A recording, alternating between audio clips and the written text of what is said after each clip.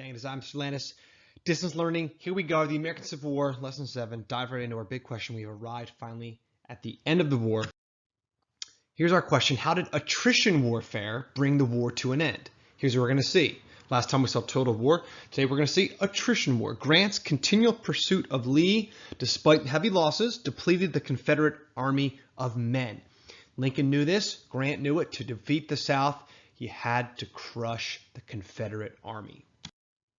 We left Grant last time giving directions to Sheridan and Sherman in the South. Here's what he said. Leave nothing to invite the enemy to return. Destroy whatever cannot be consumed. Let the valley be left so the crows flying over it will have to carry their rations along with them. We said what that meant was Sheridan was going to destroy all the supplies of Lee's army in the Shenandoah Valley, in the Blue Ridge Mountains. Okay, so that's what he gave his generals. And then Sherman, we said, was in the South, ransacking barns and houses and manors in Georgia and South Carolina, North Carolina.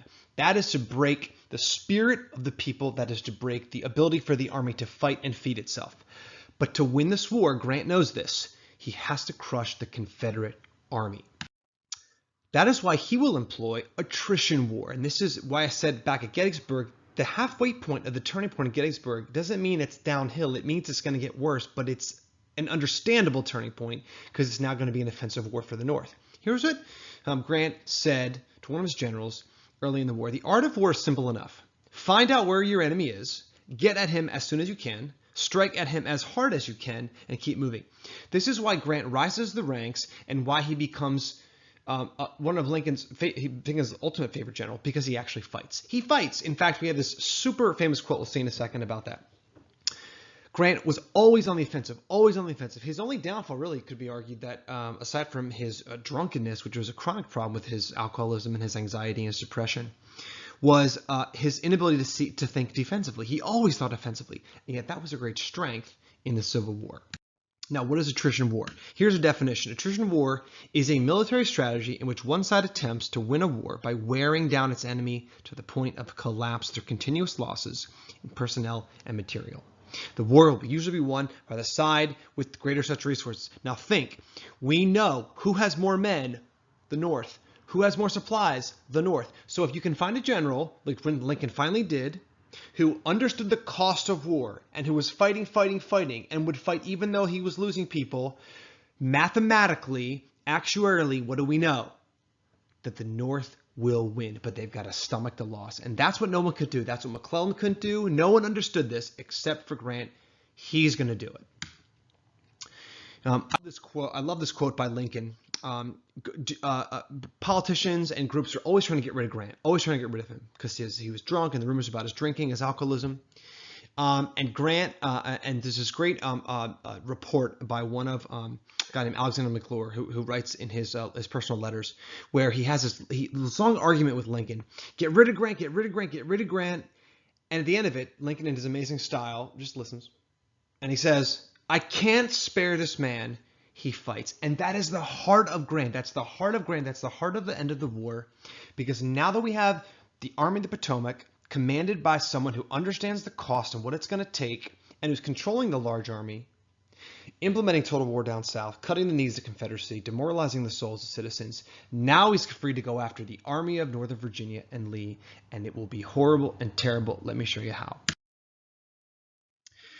I'm going to just walk you through the bloody campaigns of 1864 to illustrate what attrition warfare looked like before we set up for the final siege of Petersburg and the end of the war. Here's some numbers to give you some clues. So we've got Grant. Remember, the goal of the Anaconda Plan is to march down to Richmond. And so as he's marching down, Lee's army is going to meet him over and over again in all these places. Previously, commanders had retreated or refused to keep fighting. Grant says, I'm going to keep fighting. So look at my numbers here. Battle of the Wilderness. Look at the casualty rates.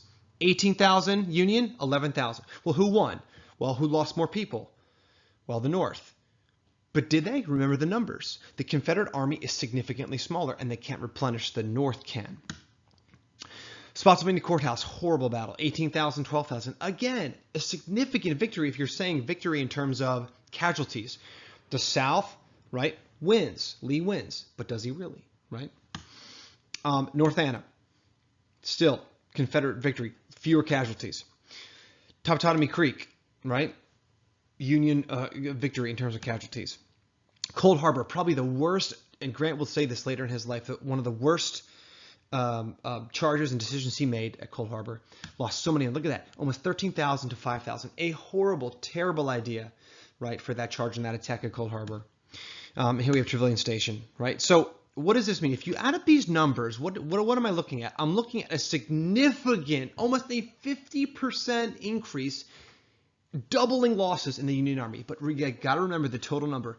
Who actually has more people? The Union Army. Who can replenish? The Union Army. Who has fewer? The South. So now that Grant gets that, now that the commander gets it, he's going to win this war. It's just a matter of time. And that's what happens, guys.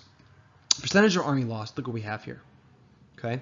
The reason that the percentage loss is greater for the South is because they have fewer people. The North, believe it or not, although it looks like they lost double the people, which they did number-wise, they actually lost fewer percentage. This pace, this is why it's so bloody toward the end, because Grant gets it and he will march and he will not give up.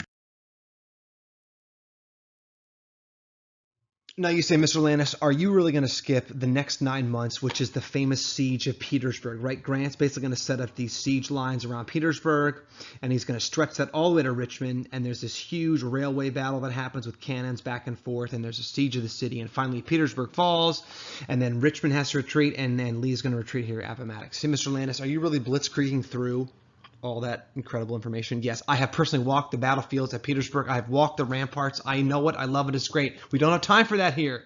We're looking at Attrition War. Attrition War siege is going to lead to the siege of Petersburg, and eventually 9 months, they're starting. The army is starting. There's no supplies. There's no food because of total war. Other armies have surrendered already in the South, and Lee is going to retreat to Appomattox. Here we have the famous surrender at Appomattox Courthouse, April 9th, 1865. Okay? The question we're asking was not what were all the sequential battles of the war, what technology influenced siege warfare. We'll talk about that later. We're looking at how did Attrition War in 64 with Grant in charge lead up to Appomattox, and here's what we see. It absolutely depleted the Confederate Army. You can't fight a battle if you have no men. You can't fight a battle with total war if you have no supplies for your soldiers. This is why total war plus now war of attrition leads to this picture right here, the surrender of the Confederate Army at Appomattox Courthouse. We've answered our big question. Attrition War brought the war to an end because continual pursuit by Grant, despite heavy losses, depleted the Confederate Army of men. I ask you, I'll leave you with this thought.